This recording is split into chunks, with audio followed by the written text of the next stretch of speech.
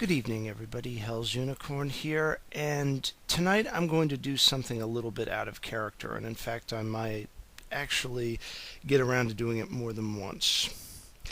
I don't normally single out individual users for debate, and in this case this isn't really going to be a debate, it's just going to be a blanket condemnation followed by me never talking to the person again because I think this person is an absolute waste of time. But a couple of days ago I encountered a particular user. He goes by the name Zetsway5000, and I put it in the description so you can check the guy out if you want to.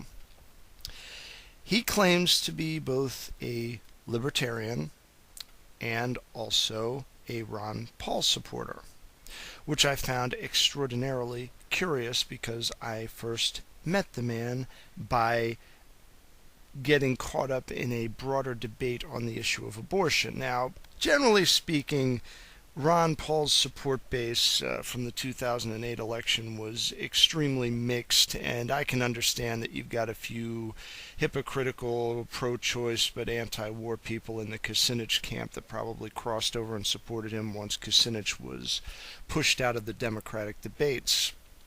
However, this person actually goes around and lectures several people that have made pro-life arguments on the issue of defunding Planned Parenthood, asking them such questions as, do you support the military-industrial complex, or do you support the Iraq War, and all this other stuff.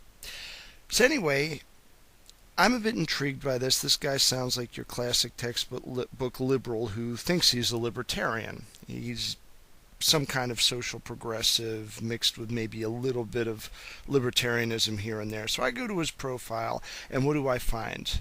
I find a bunch of over-the-top pro-Israel rhetoric, and this individual, goes by the name Zetsway5000, is actually going into the Marines. Now, I don't normally bash the military generally, but I found myself time and time again coming back to this really severe logical problem with what this guy was arguing. It's just, I cannot figure for the life of me how a person can actually go around lecturing people about what is wrong with the military-industrial complex and all of the foreign interventionism and all this other stuff. And this guy actually joins the military and will literally bind himself, to the whims of Barry Soetoro. And given that the guy is only about 20 years old, he got the idea to join the military into his head, probably either under this president or the previous president. What this means is that either directly or indirectly, this individual is going to be taking part in the carnage going on in North Africa and the Middle East right now. Can anybody rationally explain to me how this viewpoint makes sense? How this is not a complete and utter contradiction of the basic tenets of the ideology that this individual claims to support? How do you square being anti-military industrial complex with going into the military, picking up an M16, and actually going to fight for the military-industrial complex? This is the equivalent of saying, to hell with the king, but I'm going to sign up for the palace guard. It's utterly insane. Now again, I am just going to go on record right now. I don't have a problem with the concept of a military. I do have a bit of a problem, however, with people that voluntarily sign up to go into the military under the current framework that we have here. It isn't just the person who's president, it's the strongly anti-constitutional environment which is the current government, and how wars happen on a whim for very little reason. Nothing's explained. You're just going over there and you're killing brown people. That's basically the way our foreign policy works right now.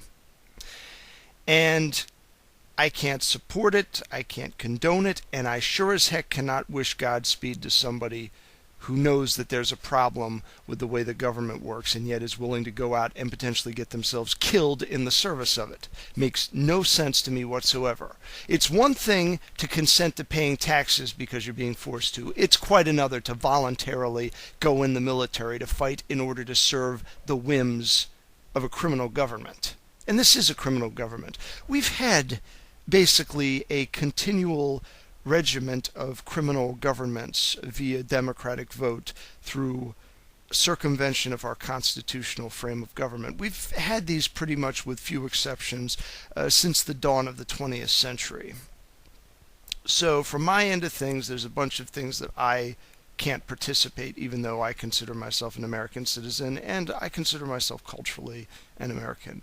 Number one, cannot join the military. Number two, cannot swear oaths in a court of law. I can make an affirmation that I'm going to tell the truth under threat of perjury, but I'm not going to swear on the Bible when I know for a fact that I am swearing it for the sake of a godless government. I mean, I am a religious person.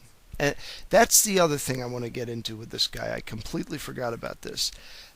Zetsway5000 went so far as to call me a religious kook because I argued a pro-life position, and I actually used the term baby killer to describe the people that work at Planned Parenthood.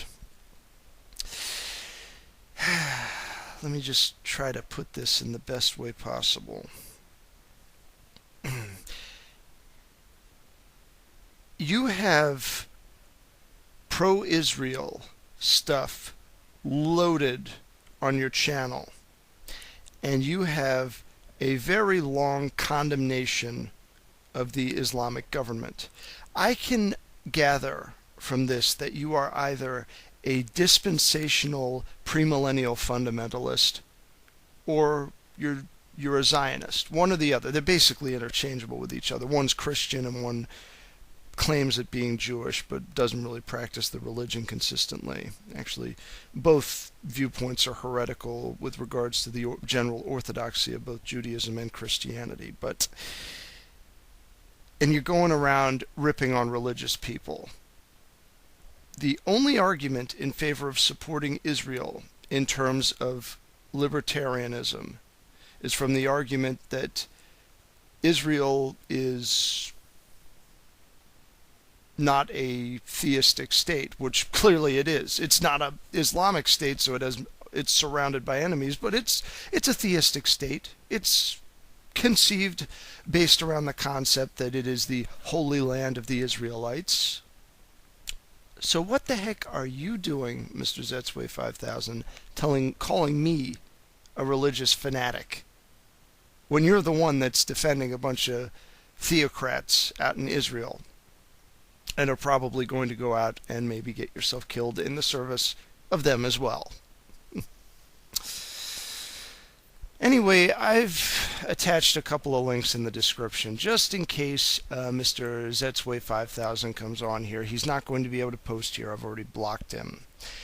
But if he goes through the description, he can read some of the sourcing I have regarding some of the assertions I made with regards to my views on abortion. Very simple.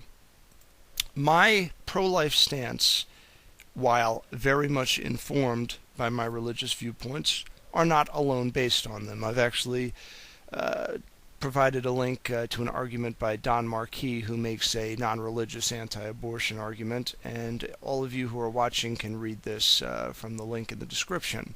I've also provided a list of abortion statistics. As of 1996, there has been a general rate in number of abortions per year that is well over 1 million. It's 1.37 million, which is about 3,700 abortions a day.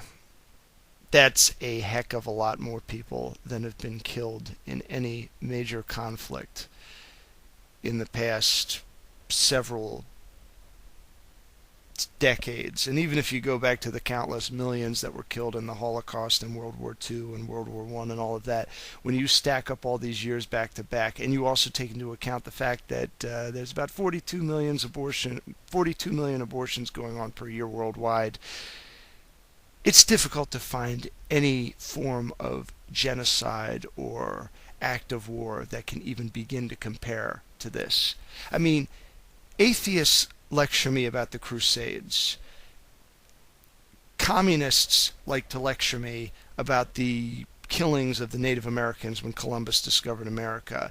And Republicans and neocons like to lecture me about all of the deaths that occurred under communistic regimes. But how in the hell do you compare all of that with 42 million abortions per year?